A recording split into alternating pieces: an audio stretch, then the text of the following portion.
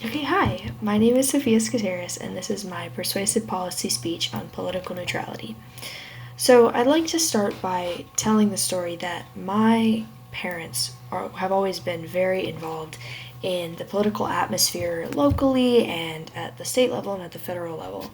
So, as I was growing up, I was always very much involved in my parents' in their political views, and I was always invited to participate in protests with them and learn about the ballots that they were casting and seeing all of the political aspects of our world.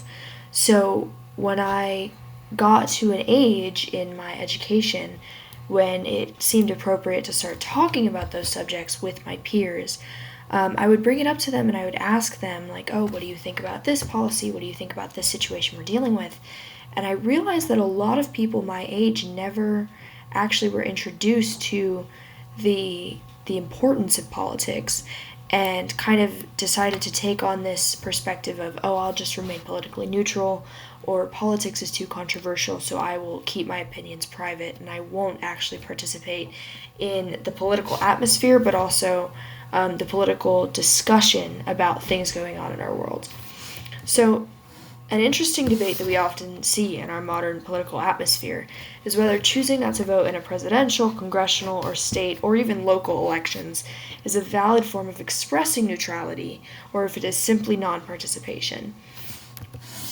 So, before we get into it, an important thing to know is that political neutrality is actually a very big issue that we see in the United States. So, from the U.S. News and World Report in 2024, 77 million people voted for Trump. 75 million people voted for Kamala Harris, and over 90 million people in the United States abstained from this election altogether.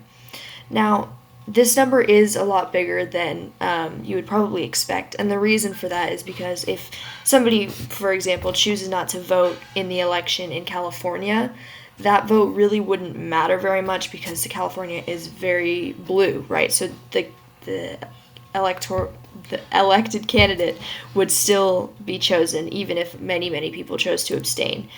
However, that is still a huge number of people who chose not to participate in an election or didn't have the education that they needed to partake in that election. So, this calls much attention to these 90 million people in terms of why they chose not to participate. And it raises the question, how can we actually get them into the political atmosphere and how can we get them to actually vote? So, political neutrality is more than a passive stance. It has played a role in shaping debates about justice, fairness, responsibility, and many other things, both historically and in today's world. So, first, I will define political neutrality and connect this concept to reasons why people choose not to vote. Then, I will explain the philosophical and historical perspectives on neutrality. And then, I will show how neutrality appears in modern politics, and then show why a stronger civic education policy is needed in the United States to fix this problem. So, first, what even is political neutrality? Well, neutrality is defined by Merriam-Webster Dictionary as the state of being unengaged or not taking part in either side of a dispute, contest, or war. So, in our political climate, this is demonstrated through choosing not to vote in an election or engage in political movements like protests or debates. So, first of all, it's choosing not to vote in an election, right? When you're given an option between two candidates, it's choosing not to cast a ballot. But it's also kind of keeping your opinions private or not educating yourself enough about the political things surrounding you. And all of those things are considered political neutrality. Now, people choose not to vote for many reasons. Some of the main ones are religious beliefs, indifference or lack of interest or lack of education, or they protest or disagree with the idea of choosing the lesser of two evil candidates. However, all of those things are kind of outweighed by the severity or the intensity of needing to vote to keep our system fair and just to the best of our ability. So, what do historical figures have to say about neutrality? Well, during the Enlightenment, ideas of civic duty versus personal detachment gained a lot of popularity. So, in his book politics, Aristotle defined a citizen not by birth or residence, but by the role of participating in governance. He explained that participation in government was considered part of citizenship, that it was the duty of a citizen to engage in the politics surrounding them. Now, Jean-Jacques Rousseau emphasized the importance of individual will, but also argued that citizens should balance this with the general will of the people. So while it is up to you to choose whether you should vote or to choose which candidate you're going to vote for, it's important to consider that the will of the people is important, right? And that it's the most important duty you have as a citizen is to uphold the ideals that society wants. So what does this mean for modern politics? Well, non-voting affects elections in severe numbers. If we can remember that number, 90 million people chose not to vote. So with so many people abstaining from elections, the influence of those who do vote become disproportionately powerful, shaping political outcomes in ways that may not reflect the general population. And that's according to the U.S. Census Bureau in 2024. So if you can picture it, if big states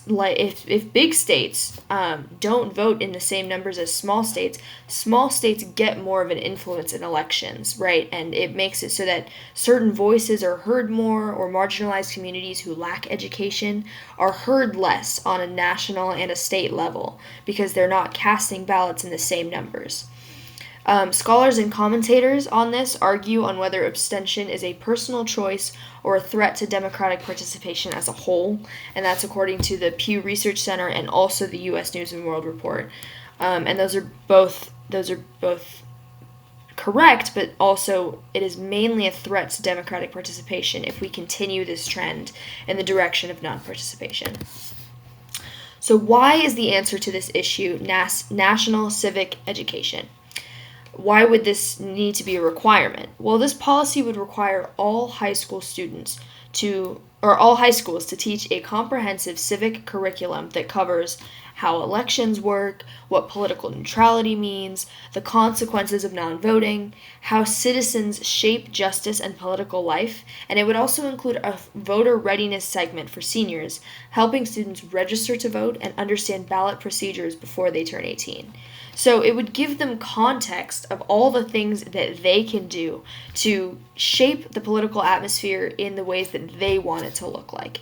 So it would promote understanding of what things mean and how they have an influence, and then it would also promote actual steps in the direction of casting a ballot in the election that is closest to their graduation year. So what would this look like if it was implemented? Well, students who would leave high school already knowing how to read a ballot, how to register, and why their voice matters. So instead of apathy, instead of not caring, we have confidence in our ability, right? Like a high school student like us would know how to participate in elections and also why it matters. Civic education builds a future where young people are truly involved with their government, and that is the next step to creating a just world. Young people in swing states have incredible power in shaping outcomes, and a civic education requirement ensures that future voters understand that impact and are also prepared to participate rather than remaining neutral and continuing the trend that we see right now. So what can we do as high school students in this day and age trying to make this real change in the world? Well, to support this policy, students like us can start small by talking to school administrators, attending school board meetings, or getting involved with youth groups that encourage voting. So small-scale things like having one-on-one conversations with people and educating them on how important casting a ballot is. But then also on a community scale, we can reach out to legislators and ask for stronger civic education standards. And also teachers can help by making sure students know how to register before they graduate. So AP government teachers can also make this choice to make students aware of how to register and also the importance of registering to vote and casting a ballot as soon as possible. It helps create a culture where neutrality is no longer the default and participation becomes the norm. So political neutrality usually involves abstention from voting or personal disengagement. And this disengagement is involved with serious consequences for justice and democracy, and also with debates about responsibility and civic duty. To protect democratic participation and ensure that young people are informed and engaged, the United States should implement a national civic requirement for education. This understanding of political neutrality will help us see why choosing not to participate is not neutral at all, but a decision that affects the entire future of public life. Thank you.